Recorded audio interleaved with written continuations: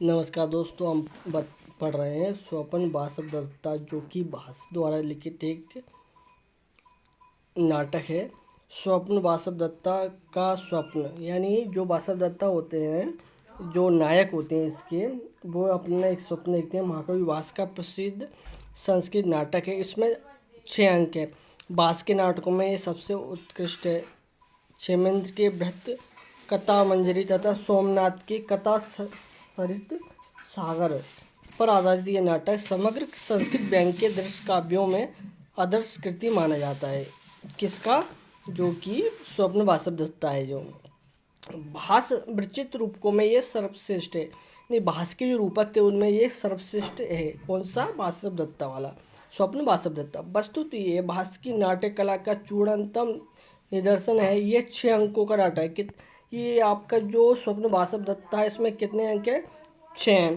इसमें प्रतिज्ञा योगंधरण से आगे, यानी प्रतिज्ञा योगंधरण ये कहानी है, इससे आगे का कथा का वर्णन। इस नाटक का नामकरण राजा उद्यान के द्वारा स्वप्न में वासव दत्ता के दर्शन पर आधारित है। यानी उद्यान क्या करते हैं, रात में सोते हैं, सोते समय उनको जो सपना आता है उनको स्वप्न वासव दत्ता है। स्वप्न में वासव दत्ता के दर्शन पर आधारित है। स्वप्न वाला दृश्य संस्कृत नाटक साहित्य में अपना एक विशेष स्थान रखता है। आपको पता है कि जो संस्कृत में जो नाटक है, मेन भास का जो नाटक स्वप्न वासव दत्ता का कोई मूल्य नहीं है। यानी सबसे अच्छा और सबसे मार्मिक स्पर्श वाला साहित्य का नाटक है स्वप्न वासव दत्ता।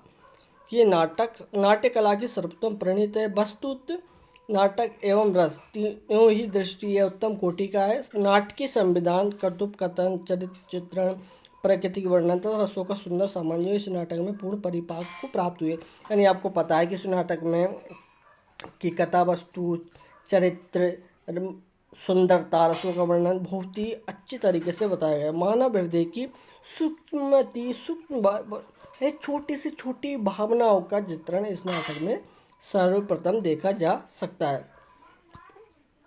और आपको पता है कि इस नाटक का जो प्रधान रस है वो श्रृंगार है। यानी श्रृंगार यानी जो नायिका की सुंदरता का वर्णन करता है उसको श्रृंगार कहते हैं। तथा हास्य की भी सुंदर उद्भावना हुई है। यानी हास्य यानी हंसी मजाक की भी भावना हुई है। इसके बाद आएंगे हम कथा।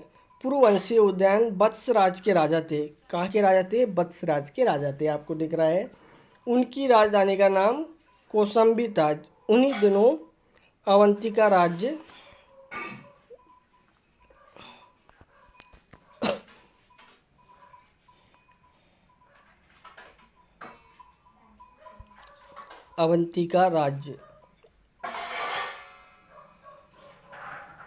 जिसकी राजधानी उज्जैनी थी।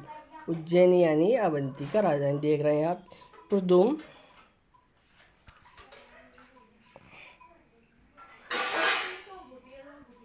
में देखो उज्जैनी थी में प्रद्युत नाम के राजा राज करते थे। कौन? प्रद्युत नाम के राजा राज करते थे। महाराज प्रद्युत एक अत्यंत विशाल सैन्य बल के स्वामी थे। यानी उनकी जो सेना थी बहुत ज़्यादा थी, इसलिए उन्हें महासेन के नाम से जाना जाता है। यानी जिसकी महान सेना हो उसको महासेन कहा जाता है। महाराज उद्यान के पास घोषवती नामक एक दिव्य वीणा थी। यानी यह देखो, कभी ये भी क्वेश्चन आ सकता है कि जो उद्यान के पास एक घोषवती नाम की क्या थी? यानी एक वीणा थी। क्या थी? वीणा। यानी वीणा किसके पास थी? उद्यान के पास एक वीणा थी। ये वाला क्वेश्चन आ सकता है। ठीक है। इसके बाद में हम देखेंगे, नीचे आएंगे। उनका वीणा वादन अपूर्व था। एक बार प्रद्युत के अमंत सलकायान ने छल करके उद्यान को कैद कर लिया। क्या कर लिया? कैद। उद्यान की वीणा वादन की ख्याति सुनकर प्रद्युत ने उन्हें अपनी पुत्री बसव दत्ता के लिए वीणा शिक्षक नियुक्त किया। यानी उनसे इतने प्रसन्न हुए उनकी वीणा को सुन के कि उन्होंने अपनी पुत्री के लिए कि वीणा शिक्षक के लिए उसको नियुक्त किया, बसव दत्ता को। इस दौरान उद्यान और बसव दत्ता में मध्य एक दूसरे के प्रति आसक्ति जगित हो गई। यानी दोनों में प्रेम उत्पन्न हो गया है। इधर उद्यान के मंत्री योगेंद्र ने उन्हें कैद से छुड़ाने के प्रयास में प्रयास में थे। युगंधरा के चतुर्थ से उदयन बसवदत्ता को साथ लेकर उज्जैन से निकल भागे। यानी देखो युगंधरा के चतुर्थ से उद्यान बसवदत्ता के साथ लेकर उज्जैनी से निकल भागे, उन्हीं में सफल हो गए और कौशाम्बी न आकर उन्होंने बसवदत्ता से विवाह कर लिया। यानी किससे विवाह कर लिया? बसवदत्ता से विवाह कर लिया। यानी जो उस यहाँ पे कैद थे वहाँ से उनको किसको लेके भागे? बसवदत्ता को से विवाह कर लिया। उद्यान बसवदत्ता के प्रेम में इतने कोई नहीं लगे कि उन्हें राजकाज की सुधि नहीं रही। इस स्थिति का लाभ उठाकर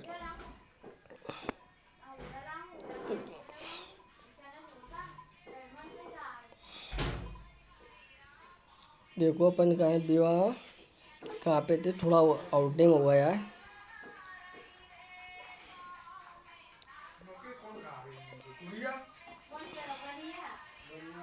राजकाज सुधि ने स्थिति का लाभ उठाकर उन्हें उनके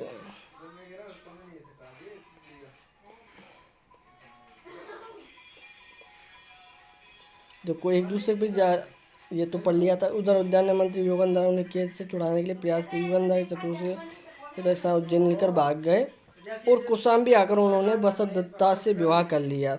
उद्यान बसवदत्ता के प्रेम में इतने खोए थे उन्हें राजकाज का सुध नहीं था। इसका लाभ उठाकर अरुणी नामक उनकी क्रूर शत्रु, अरुणी नाम का एक क्रूर शत्रु था। कौन था?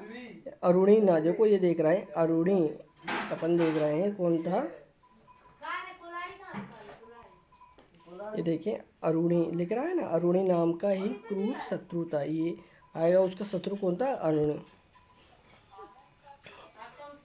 अरुणी से उद्यान के राज को वापस लेने के उनके मंत्री युगंधरान और रुमणवान प्रयत्नशील हो गए, किंतु बिना किसी अन्य राज्य की सहायता के अरुणी को परास्त नहीं किया जा सकता था। यानी क्या था कि अरुणी था बहुत शक्तिशाली था, उसको परास्त नहीं किया जा सकता था जब तक उसके साथ कोई नहीं। बसवदत्ता के पिता प्रद्युत उद्यान से नाराज थे और युगंधरा को उनके किसी प्रकार की उम्मीद नहीं थी।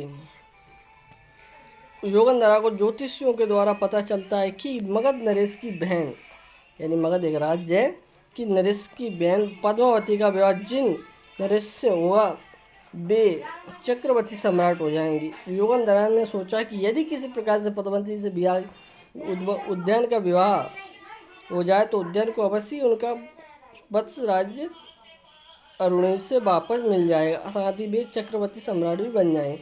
युगंधरा ने महाराज उद्यान के विवाह पद्मावती से करवा देने की अपनी योजना के विषय में बसवदत्ता को बता दिया। पति की मंगल कामना चाहने वाली बसवदत्ता इस विवाह के लिए राजी हो गई, किंतु युगंधरा भली भांति जानते थे कि उद्यान अपनी पत्नी बसवदत्ता से असीम प्रेम करते हैं। यानी क्या था, युगंधरा भली भांति जानती थी युगंधरा कि वो अपनी पत्नी कौन, जो पहले की पत्नी थी बसवदत्ता से बहुत ज़्यादा प्यार करते, से असीम प्रेम करते और वे अपनी दूसरे विवाह के लिए कदापि राजी नहीं होंगे। अतः उन्होंने बसवदत्ता और एक अन्य मंत्री रुमणवान के साथ मिलकर एक योजना बनाई। योजना के अनुसार उद्यान को राज परिवार तथा विश्वासपात्र सहयोगी साथ लेकर अकेट के लिए वन में भेजा गया, जहाँ वे सभी लोग शिविर में रहने लगे। एक दिन जब उद्यान मृग के लिए गए थे, यानी मृग मारने के लिए, शिकार के लिए, सॉरी हम बोल सकते हैं शिकार के लिए, शिविर में गए थे, शिविर में आग लगा दी गई। उद्यान के वापस लौटने पर रुमणवान ने उन्हें बताया कि बसवदत्ता शिविर में लगी आग में फंस गई थी।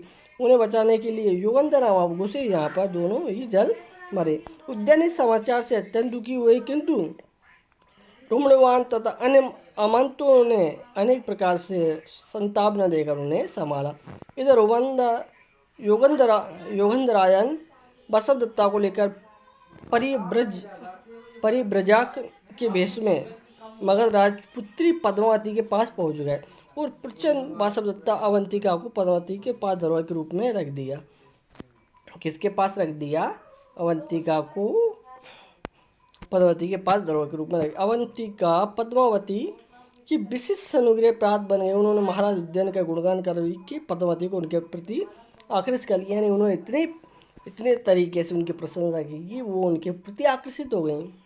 उद्यान दूसरा विवाह नहीं करना चाहते थे, किंतु रुमणवान ने उन्हें समझा बुझाकर पद्मावती से विवाह के लिए राजी कर लिया। इस प्रकार उद्यान का विवाह पद्मावती के साथ हो गया।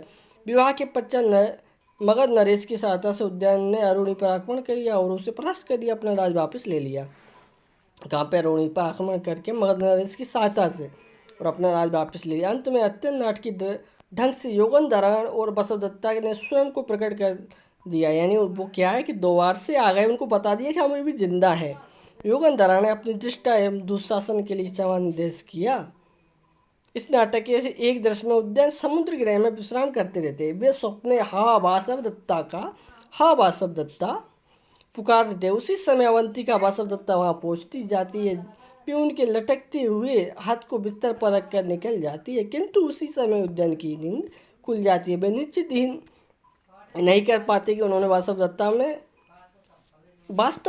दत्ता को देखा अथवा स्वप्न इस प्रकार से यह बूझ बोलते हैं कि स्वप्न में। इसी घटना के कारण नाटक का नाम वासव दत्ता पड़ा। देखो, मेरे द्वारा दी गई जानकारी से आप संतुष्ट हैं तो मैंने आपको जहाँ तक भास का एक प्रसिद्ध नाटक है जो स्वप्न वासव दत्ता, उसके बारे में आपको बताने की थोड़ी कोशिश किया। अगर जो मेरे द्वारा दी गई जानकारी से आप संतुष्ट हैं तो चैनल को लाइक और सब्सक्राइब कीजिए और कोई गलती हो तो उसको सुधारने की